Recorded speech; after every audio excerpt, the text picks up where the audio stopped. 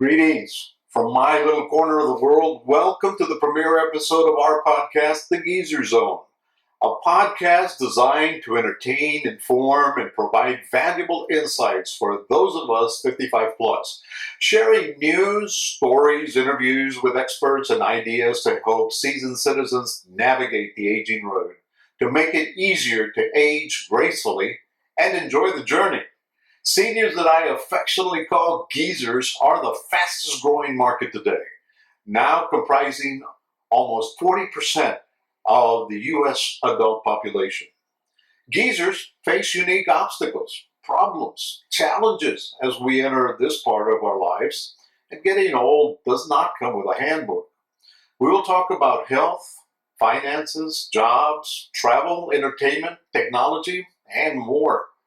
We will address questions about retirement, pensions, Social Security, Medicare, and even working past retirement age. So, let's get started. October is a very important month for geezers, especially those who qualify for Medicare. Today, I have asked insurance broker Hugo Santana with A&A Financial Services to help us unravel the complexities of Medicare. Well, let's start with a person turning 65 and what all happens at that particular point when they have to register for Medicare.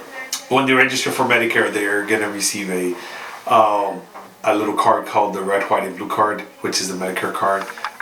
It's going to be with letters and numbers. That is your identification for Medicare. That's the first step. The second step is the dates on that card. Some of them have different dates. The A and B have to be an effective month on that particular card that comes in. That's the first when you see a Medicare card that you're going to see in the mail. It'll come through a mail. It's paper, and that's what it is. And you get that automatically without having to register. Well, there's some people that do get it automatically. There's some people that don't get it automatically. You have the option to, if you're still working, if you're not working. Everybody's a different scenario. Not everybody's the same. Some people keep on working at their employment. Their employer coverage is still active, so they really don't need Part B to be effective just yet. They can get it at a different date, but that's up to them. And that's up to the decision they make, and we can help them with the decision on that decision and what would be the benefits of keeping going with employer coverage or getting out of employer coverage and going straight into Medicare. And that's, as you mentioned, it's important that they get in touch with somebody like you to be able to be led down the road on what the proper way of doing it is before they make mistakes, right? Exactly. Yes. We are licensed agents. We are also certified with the CMS guidelines. We do certifications every single year, which is very fun. But that's all to protect the client. Always protecting the client that has Medicare. That's why we get that certification done. So let's say a person is going to turn 65 November 15th. Okay. When do they have to start going through the process? They start going through the process. They should be receiving the card 3 months before the birthday month, which is November. On that case, they should be receiving the card. As soon as they get that card, they should be calling one of us, agents, myself. There's different agents out there that can help them, but they should be calling one of us to guide them to what's the next step. So you have 3 months before your birthday month to register to Medicare, and 3 months after your birthday month to register to Medicare. What happens if they don't register either before or after and that time period lapses? Well, on the before, there's really not much because you still have those 3 months after. But after the birthday month, becomes a little problem. There is penalties that can be accrued for not registering in a drug plan or doing some type of just whatever you do. Just don't ignore it. Don't ignore that. Oh, I just got the card. I don't have to do anything. There is little things that you have to do in order for you to prevent future penalties, future costs on your health insurance. So when they called you and, why don't we do this? Why don't you give me a phone number where they can reach you? Yeah, sure. They can call me at 956-516-3630. That's my office number. I do home visits. I go to the patient's house, or they can come to my office and visit me here, and we'll be glad to inform them and everything that they need to be informed. And again, my number is 956-516-3630. Okay, now, there are Plan A, Plan B, all of these letters that have to, and I think it goes up to what, N? Somewhere around there, N, L. What does it mean, and which are the most important ones? The most important ones is going to be your A, your B, your C, and your D. So on Part A plan is a hospital plan. Part B is your physician's. Part D is your drug plan, and Part C is your Medicare Advantage plans. Part F through I'm not too sure, N or L is going to be your supplemental plans. There is different options, and that's why we would really need to give you those options and sit down with you and look at all those options, because different clients have different needs of health. We can't compare somebody that has a history of cancer to somebody that does not have, is running healthy, sugar's good, everything else, and that there's two different types. One size doesn't fit all. No, one size does not fit all. There is so many plans out there. I believe last time we looked into it here in the Rio Grande Valley, it's about 26 plans that you can choose from. That's only just on the Medicare Advantage plan. There's different plans. Now, when the first step happens and they get Part A, they have to pay for that, a premium on that, right?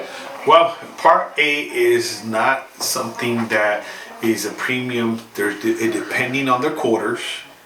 Part A is you earn the Part A, depending on your quarters and all that. There is a buy-in to Part A if you did not meet your quarters. There's a different different rate for every depending on the hours that you're in. I don't have it off my head right now, but there is different categories and different levels of fees for Part A depending on the hours that you do have. Okay, but the one where that costs about $170 is what, for Part B? The one for 170 is the Part B premium. That is a standard amount for anybody that receives Part B plan. So in order for you to get Part B, you must have Part A. You cannot have Part B and not have Part A.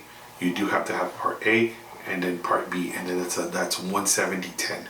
That is that fee is from the Social Security office, and it's standard throughout the world, United States. Okay, so once you have Part A and you have Part B, you have to also get, at that point, you must get a Part D, right? That is correct. You must have a Part D. That's where we come in and help you with choosing a Part D plan or a Part C plan that already has a Part D included in that plan. And the Part D stands for drugs. For drugs, with drug prescriptions. Okay. So once that happens, they have to pay, they have an option. They have an option to go with a supplement. Exactly. Or they have an option to go with a Medicare Advantage plan. Exactly. Let's walk through the Medicare Advantage plan, for example. Okay. And what does it cost the beneficiary? Okay, as you've seen it on TV, all these advertisements that you see, there's so many advertisements that there is no cost for Part C, which is the Medicare Advantage plans. There is you can see the zero copays, zero premiums, all that. That is Medicare Advantage plans. So there is no cost really for Part C. For Part D, there's a small fee for the drug prescriptions, depending on the prescription drugs that you're on every plan is different, again, for different clients. I mean, that is the way the insurances do handle those fees depending on the medications. But instead of having a Part B, you choose the Part C, which is the Medicare Advantage plan. Yes. Walk me through the process of doing the Medicare Advantage versus HMO versus PPO.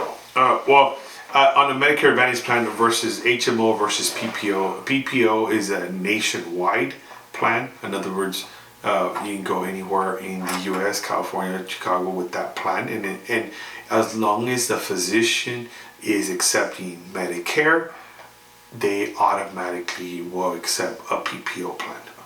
Okay. And that is an advantage for somebody that plans to do a lot of traveling. That is, yes, it's an advantage of somebody doing a lot of travel. The one thing, they need to be in network. There is network fees and there is out-of-network fees. So that's being discussed depending on, again, everybody's different where we're going. So there is fees, different fees for those type of PPO plans.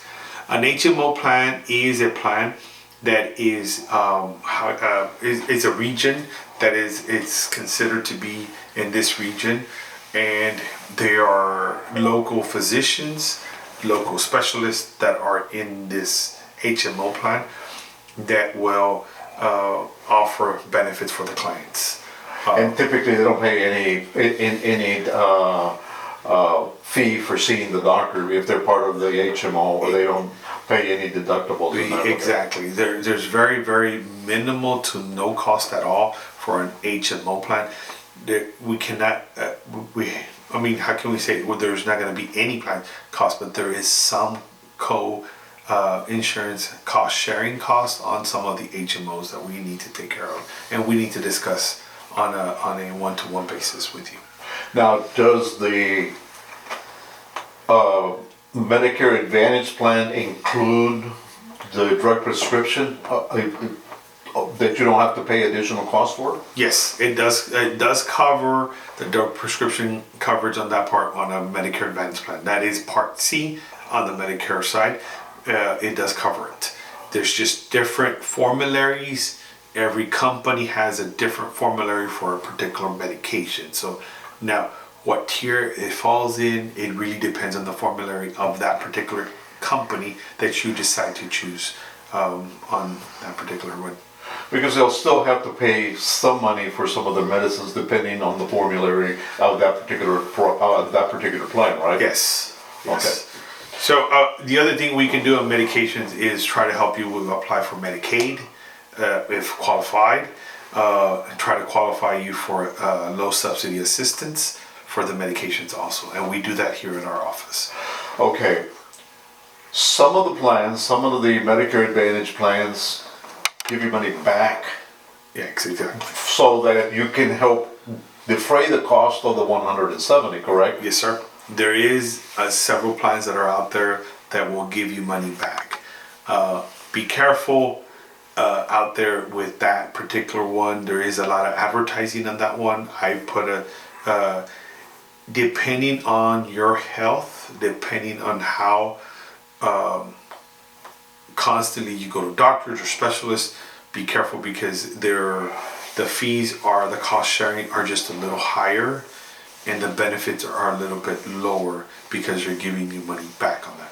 So just FYI, be careful on those. Those are really good plans if you are not seeing a doctor but once, twice, maybe 3 times a year.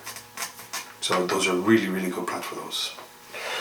Thank you for joining us today. See you soon. Remember, getting old is a privilege not everyone gets to enjoy. So let's make getting old fun. It's better than the alternative.